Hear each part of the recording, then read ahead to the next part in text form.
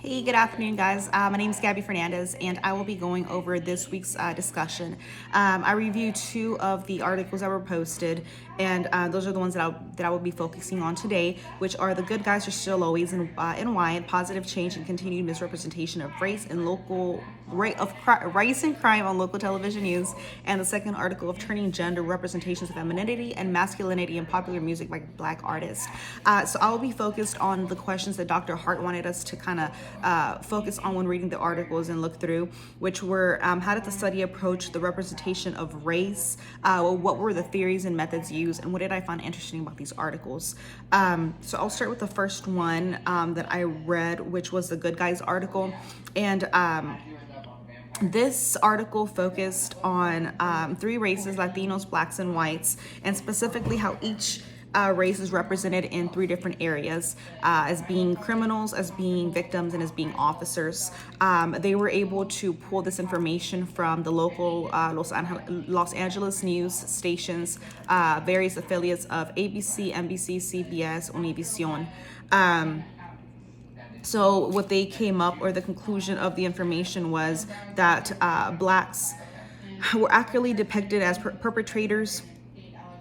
Latinos were underrepresented as victims and officers, and whites remained significantly overrepresented as victims and officers.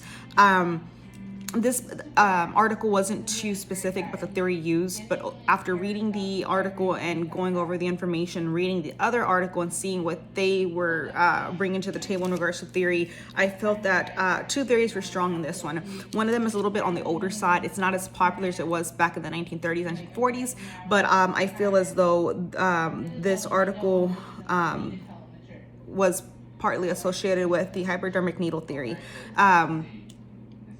Once again, this theory is not as popular nowadays as it was back in the older times when propaganda was very strong in the media. But I feel as though, based on the information provided, the theory is basically that the propaganda that the media puts out affects how the audience and how we see certain information and how it impacts us. They're not going to just blatantly, say Latinos are criminals, Blacks are criminals, whites are victims and officers, but based on the actual news stories that get out and the information that is put on the local news channels and stories, it's kind of, to some extent, the propaganda that is being put out. White is good, dark is black, dangerous, they're criminals. So even though it wasn't stated directly, I feel to some extent that this theory could be associated to this article. An example that I kind of connected in my head a bit was Orson Welles and his War of the Worlds syndication that he put out on the radio many years back, to where people listening started believing and started, getting all panicky that the world was going to be invaded by Martians. Nowadays, obviously it's like we listen to the radio and we're like, okay, that's not going to happen, but people fed on this information. People believed it to be true. Same thing I feel it's now, but with TV, because that's what's more popular versus the radio. People believe that whenever you hear, oh my God, these dangerous stories of, black criminals, that's what it is. So to some extent, I feel as though, as I said, the hypodermic needle theory could be associated to this article.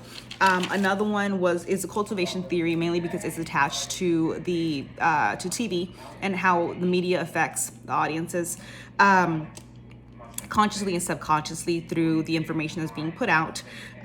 When we're constantly exposed to certain roles or certain things, we start believing them to be true. Once again, you have local news stations putting out stories of Blacks being criminals and Latinos running crazy and doing criminals things, and you have the white officers being killed. That's the narrative that people are going to go with, and that's a narrative that the people are going to remember.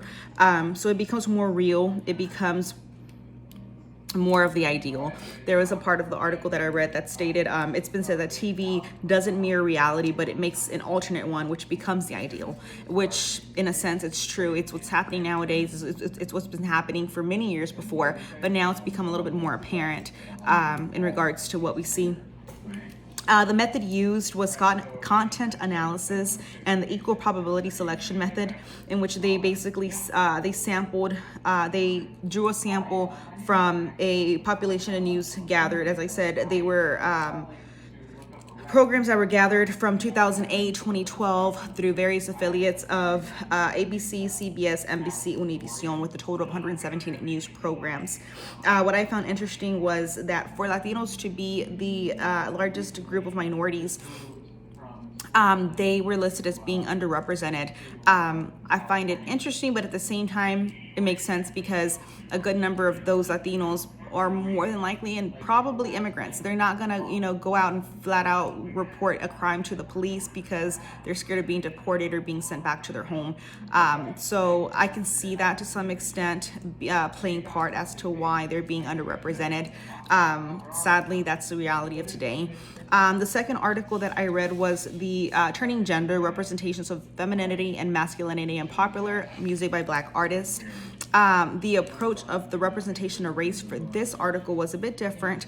It focused on one specific that reviewed over 500 songs by Black artists in which Black men were characterized as competitive, dangerous, sex-focused, and materialistic, while Black women were characterized and emphasized as being physical, as physical attractiveness, being seen as sex objects, and emotional expressiveness.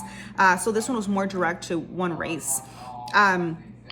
This one was more direct in regards to the theories that they used in the article, which were cultivation theory and social identity.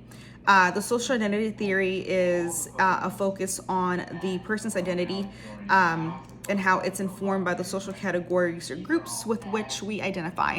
So, example, even though someone's Latino or Black, if they were to grow up and be brought up in a white environment, white neighborhood, white everything, then more than likely they would feel more comfortable with, other white individuals as they grow up, and become less comfortable with possibly their own race or other minorities, because that's not what they know, that's not what they've been surrounded with, and that's not what they were brought up with. So your environment has a lot to do with how you're going to respond to different things. Then, of course, the cultivation theory is based on the assumption of stereotypes and repetitive images that are portrayed in the media. The more we see something, the more it's being played out to us, the more we start believing for it to be true. The method that that article used was sampling. They selected commercially successful songs performed by Black artists between 1990 and 2010, increments of 5 years. Using songs from the Billboard Hot 100 and the Hot R&B and Hip Hop. And they were used a total of 527 songs for their study. What I found interesting about this study was how it kind of relates to the other one, how Black men are noted to be dangerous, which, like I said, it goes hand in hand with the other article. About how Blacks are being overrepresented or being represented as the perpetrators. So you have songs, having this image of Black men being dangerous and competitive, and you have the media telling the audience that Black men are criminals and perpetrators and dangerous. So you have these two, media outlets feeding us that information. So it only makes sense that people start believing that more and more, and that's the negative connotation or the connotations that the racists get. And this one specifically, like I said, because both articles contain information of both. You have music for this article and news stories from the other article. So interesting read. I liked the various the information found in both, like I said, music and television. So I hope everyone enjoyed the information. If you have any questions, feel free to reach out, and I hope y'all have a great weekend.